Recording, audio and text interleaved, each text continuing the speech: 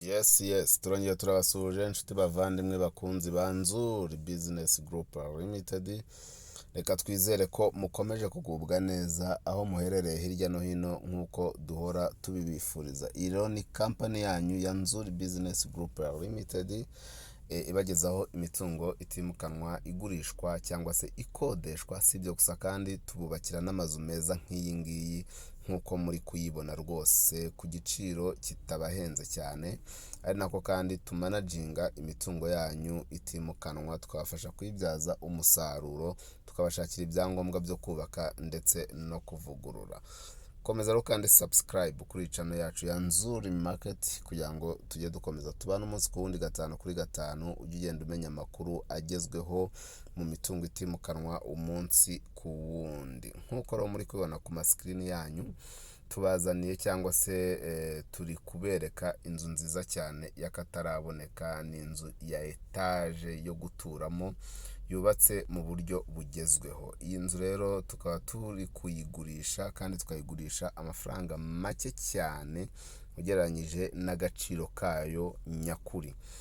Iyi nzu rero ikaba iri hano mu mujyi wa Kigali rwagati mu karere ka Kicukiro, ahazwi nko mu murenge wa Kagarama ku Muyange. Iyi nzu rero ikaba iri hafi cyane ya kaburimbo, nko muri metero 100 zonyine zitarenga uvuye kuri kaburimbo nini.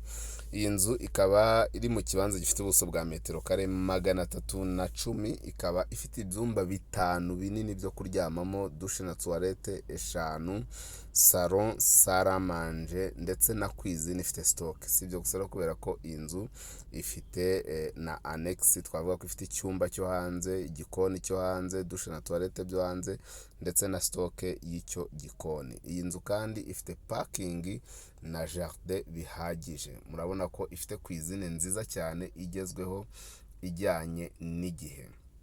Iyi nzu rero ikaba ari inzu yubatse mu buryo bugezweho cyangwa se mu buryo buri moderne, ikaba kandi yubakishijwe ibikoresho bigezweho kandi bikomeye. Inzu rero ntikwiriye kugucika kuko turi kuyigurisha amafaranga make cyane ugereranyije n'agaciro k'ikibanza cy'aha hantu uko kigura, ukagereranya n'agaciro k'amafaranga yubakishije iyi nzu.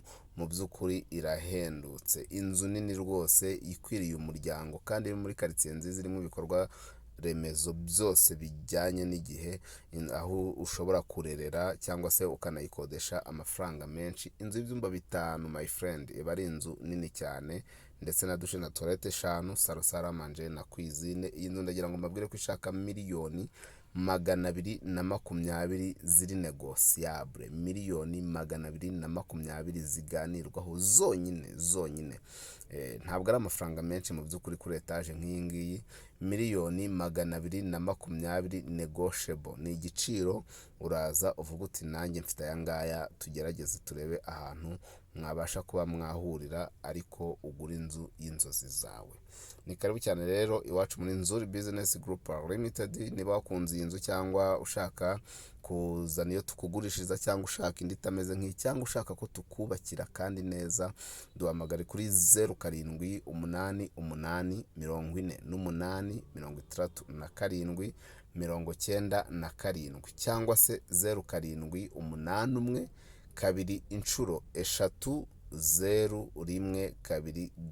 Si ibyo gusa rero kuko ushobora kudusanga ku zindi mbuga nkoranyambaga zacu, Instagram, Facebook page, Twitter cyangwa se X, hose n'ubundi twitwa Nzuri Market. Komeza rero kandi subscribe cyangwa se sabone, tujye tubana umunsi ku wundi, gatanu kuri gatanu. Ciao iwacu muri Nzuri Business Group Limited. Umukiriya ni umwami, tubaye ikaze.